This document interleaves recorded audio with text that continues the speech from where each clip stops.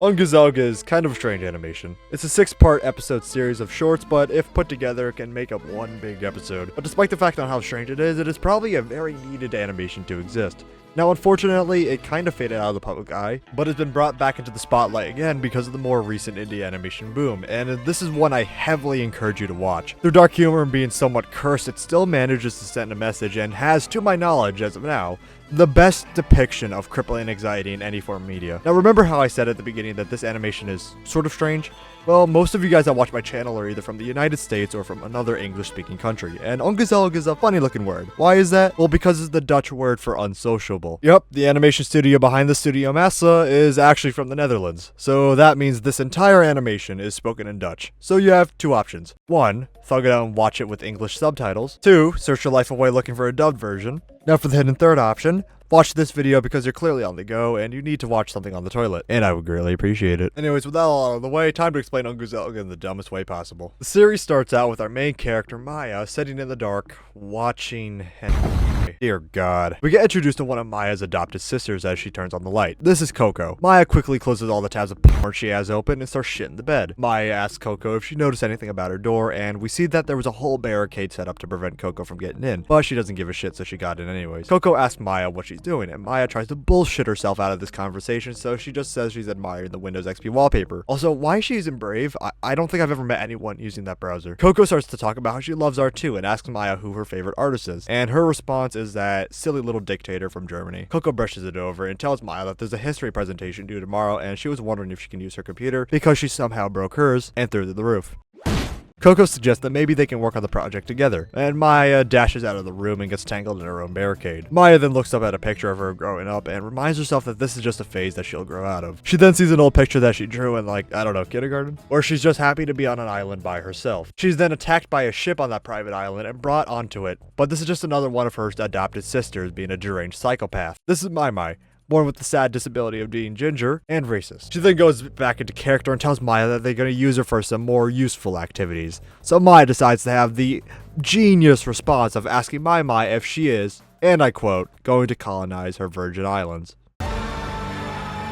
Mai tells Maya that she's kinda out of pocket for that, and Maya tries to pull the stepsister card, but Mai tells her to come back to reality and stop watching hentai. Mai then shows Maya her propaganda poster for running as class representative. Do not Google Translate this, by the way. We cut back to Coco trying to work on her presentation, but she manages to fuck up the computer so badly she pulls up a bomb terminal. She tries to fix the problem by going into Maya's history, and even though we can't understand anything here, I think the number 34 is enough for you to know what she is going to find. So now it's the next day and Mai finished presenting. The teacher tells her that she failed because she didn't actually talk about anything to do with history and instead listed reasons on why she should be class representative. Hearing that she failed, Mai tries to pull out the strap and tells everyone in the class that she'll release her inner Sigma. Mai stands on the table to shoot the teacher in the head, but she's so stupid that it's just a Nerf gun and the teacher counters it by knocking her ass out with the bottle.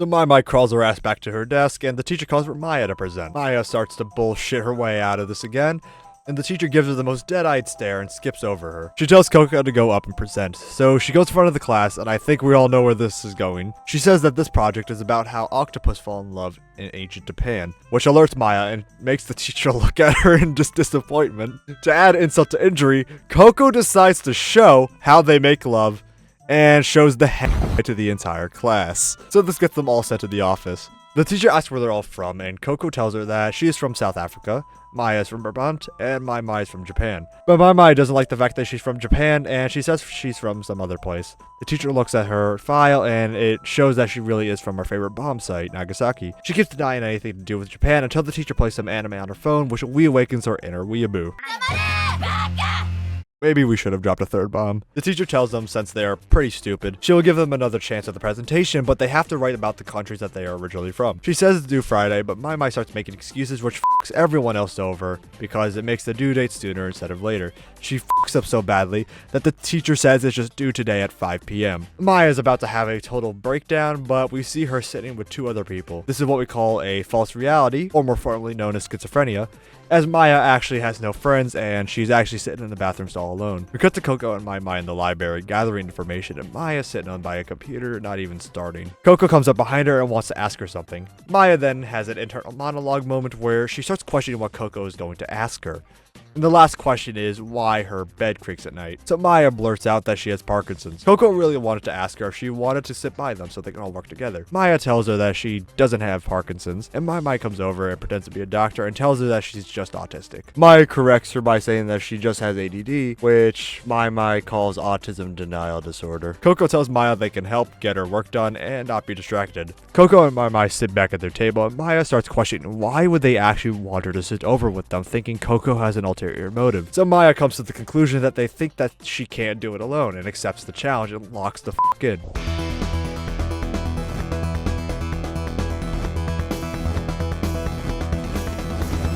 Well, she did everything else but the assignment, and realizes, oh shit, she is running out of time, and has no other excuse but to join her sisters. Mai offers to do the project for her and makes an extremely racist presentation they can't use. Coco hits the books and organizes everyone out to get maximum efficiency out of them. Maya is about to get to work, but Mai asks her where she sits for lunch, which causes her to internally freak out. Mai starts questioning her even more, and Maya gets up in a panic. Coco tries to persuade her to stay by giving her reasons on why they want to work with her until she just brings up the point that Maya doesn't have any friends. So Maya responds saying that it's better to have no friends than no parents. So Coco pushes her out the window, holding her by her drawstrings, asking for an apology. So she does it and runs the f*** away. We see Maya on top of the school roof, getting ready to jump. One of her imaginary friends tells her that she's cringe, which sends her back to reality. Maya sits on the toilet and starts eternally yelling at Coco and kicks her off the imaginary island, telling her to get typhus. Maya tells herself that she isn't lonely, as loneliness is an extroverted conspiracy. Which, I mean, she's not wrong. She then remembers she still has to finish the presentation, so she runs out of the bathroom and runs directly into Coco, who came to apologize for threatening her, and says they have to go to the computer lab right now to present.